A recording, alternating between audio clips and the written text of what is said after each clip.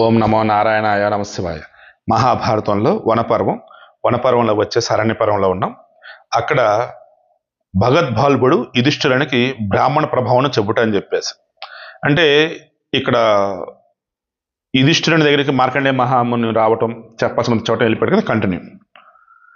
ఆ ద్వైత వనంలో మహాత్ములైన పాండవులు నివసిస్తూ ఉండగా ఆ మహారణ్యమంతా బ్రాహ్మణులతో నిండిపోయింది.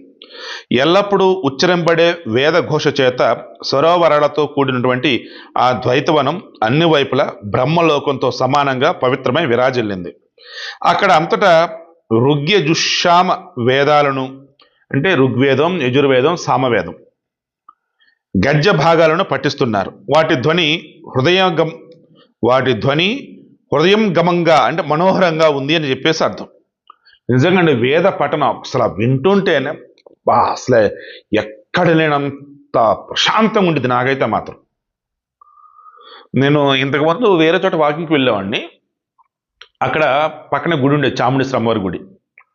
వాళ్ళు పెడతారు అందులో ఉదయాన్నే. వాటి కోసం సరే వాకింగ్కి వెళ్ళిపోయాడు. అంత లేట్ అయిన సరే వెళ్ళిపోయాడు అనమాట. ఇప్పుడు ఇంక ఏసునార్లో ఆఫీస్ దగ్గర పార్కుని ఇంకా అక్కడ చేసుకుంటూ ఉంటాను. ఎంత లేట్గానే లేకుండా వాకింగ్ మస్ట్ అనమాట. Morning minimum half an hour. ఇక క్షత్రియుల వింటినారి ధ్వని, పండితులైన బ్రాహ్మణుల వేదఘోష కలిసి క్షత్రతేజం బ్రహ్మతేజంతో మరల పెనవేసుకుంటున్నట్లుగా అందంగా ప్రకాశించింది. తర్వాత ఒక రోజున సంధ్యా సమయంలో ఋషులతో పరివృతుడై ఉన్నటువంటి కుంతి కుమారుడైన యుధిష్ఠిరుడిని సమీపించి దల్బుని కుమారుడైనటువంటి బక మహర్షి ఇలా చెప్పాడు. బక మహర్షి ఎవరి కొడుకు? దల్బుని కుమారుడు. సో వచ్చున్నాడు అన్నమాట. కుంతి కుమార, ఈ ద్వైతవనంలో తపస్సులైన బ్రాహ్మణుల హోమ సమయంలో ప్రజ్వరులుతున్న అగ్ని ఎంత అందంగా ఉందో చూడు. పవిత్రమైన వనంలో నీచే రక్షించబడుతూ వ్రత నియమం పాటిస్తూ బ్రాహ్మణులు ధర్మాన్ని ఆచరిస్తున్నారు. భృగు వంశీయులు, అంగీరసులు, వశిష్ఠ వంశీయులు, కశ్యప వంశీయులు, అగస్త వంశీయులు, మహాభావులైనటువంటి అత్రి వంశీయులు ఉత్తమ వ్రతులై జగత్తుడంతటా కూడా శ్రేష్ఠమైనటువంటి బ్రాహ్మణులు వచ్చి నిన్ను కలుస్తున్నారు.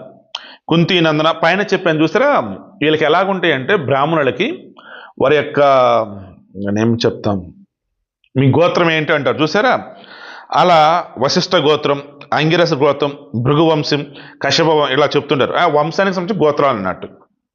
మళ్ళీ ఒక్కొక్క ఆచారాలు వ్యవహారాలు ఉంటూ ఉంటాయి అన్నమాట. సోదరులతో ఉన్నటువంటి నీవు నేను చెప్పే ఒక మాట వినయ్యా. బ్రాహ్మణులు క్షత్రియులు బ్రాహ్మణులతో కలిసి ప్రభులై గాలి అగ్ని కలిసి వనాలను దహించినట్లుగా శత్రువుని దహిస్తారు. సో బ్రాహ్మణులు క్షత్రియులు కలిస్తేనే శత్రువుని సంహరించవచ్చు. ఇహలోక పరలోకాలను జయించాలనుకునే రాజు బ్రాహ్మణుడు లేకుండా ఎక్కువ కాలం ఉండలేడు. ధర్మార్థాలను బాగా తెలిసి మోహం లేని బ్రాహ్మణుని పొంది రాజు శత్రువులను నాశనం చేస్తాడు. బలిచక్రవర్తి ప్రజాపాలనకై ఏర్పరిచిన ధర్మాన్ని ఆచరిస్తూ నిశ్రేయ ధర్మాన్ని లోకంలో బ్రాహ్మణుడి నుండి తప్ప వేరొకని వల్ల పొందలేదు. నిశ్రేయస ధర్మాన్ని బ్రాహ్మణుతో కలవటం వల్ల విరోచన కుమారుడైనటువంటి బలి రాజ్యాన్ని పొంది అక్షయమైనటువంటి ఐశ్వర్యాన్ని పొంది అనవసరాలైనటువంటి కామోపభోగాలన్నీ కూడా పొంది ఉన్నాడు. అవసరమైన అనవసరాలు అవి కూడా పొందాడంట. అతడే బ్రాహ్మణుల పట్ల దుర్మార్గం వ్యవహరించి నశించాడు. ఈ బ్రాహ్మణ సహయోగం అంటే వాళ్ళతో ఫ్రెండ్షిప్ అన్నట్టు లేనటువంటి క్షత్రియుడు ఐశ్వర్యపూర్ణమైనటువంటి ఈ భూమిని ఎక్కువ కాలం సేవించలేడు. బ్రాహ్మణుని యొక్క ఉపదేశాలు పొందినటువంటి నీతిజ్ఞుడైన క్షత్రియునికి సముద్ర పర్యంతమైనటువంటి భూమి శిరస్సు వంచుతుంది. యుద్ధంలో ఏనుగునకు మావటిని దూరం చేస్తే దాని బలం క్షీణించినట్లుగా బ్రాహ్మణుల తోడ్పాట్లేని క్షత్రుని యొక్క బలం క్షీణిస్తుంది. ఇక్కడ బ్రాహ్మణుడు అన్నప్పుడు వేదాంగాల మీద పట్టున్నవాడని మాత్రం గుర్తుంచుకోండి. ఓకేనా? బ్రాహ్మణుల వంశంలో పుట్టినవాడు కాదని గుర్తుంచుకోండి. వేద పఠనం చేయగలిగిన వాడు, వేదసారం తెలిసిన వాడు మాత్రం బ్రాహ్మణుడు. అటువంటి వాడు క్షత్రియులతో ఉంటే మంచి జరిగింది. బ్రాహ్మణుని యొక్క విచారశక్తి అంటే దృష్టి జ్ఞానం పోలిక లేనంతటిది. క్షత్రునిది అపవిత్రమైనటువంటి బలం, అప్రతిమమైన బలం. ఈరోజు ఎందుకు నోరు తడబడుతుందండి. బ్రాహ్మణుని యొక్క దృష్టి జ్ఞానం పోలిక లేనంతటిది. క్షత్రుని యొక్క అప్రతిమమైన బలం. వారిద్దరూ కలిసి నడిస్తే సమస్త లోకం సుఖంగా ఉంటుంది. వాయువుతో కూడిన అగ్ని మహారణ్యాన్ని దహిస్తుంది.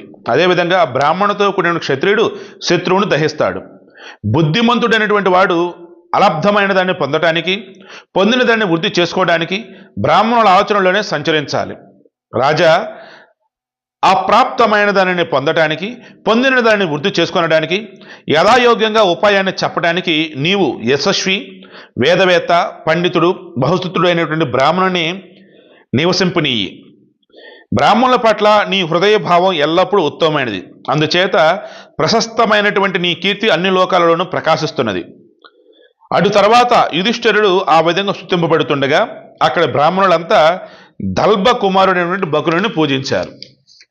వ్యాసుడు, నారదుడు, పరశురాముడు, పృథుశ్రవసుడు, ఇంద్రజుమ్నుడు, బాలుకి, కృతచేతసుడు, సహస్రపాత్తు, కర్ణశ్రవసుడు, మంజుడు, లవణాశ్వుడు, కాశ్యపుడు, హరితుడు, స్థూనకర్ణుడు, అగ్నివేశుడు, సౌనకుడు, కృతవాకు, సువాకు, బృహదశ్వుడు, విభావశువు, ఊర్ధ్వరహితుడు, విశ్వామృతుడు, వృషామిత్రుడు, సుహాత్రుడు, హోత్రవాహనుడు మొదలగువారు ఇంకా కఠోర నియమాలు గల బ్రాహ్మణులు, మహర్షులు దేవేంద్రుని అర్చించినట్లుగా అజాతశత్రునటువంటి ధర్మరాజును అర్చించారు.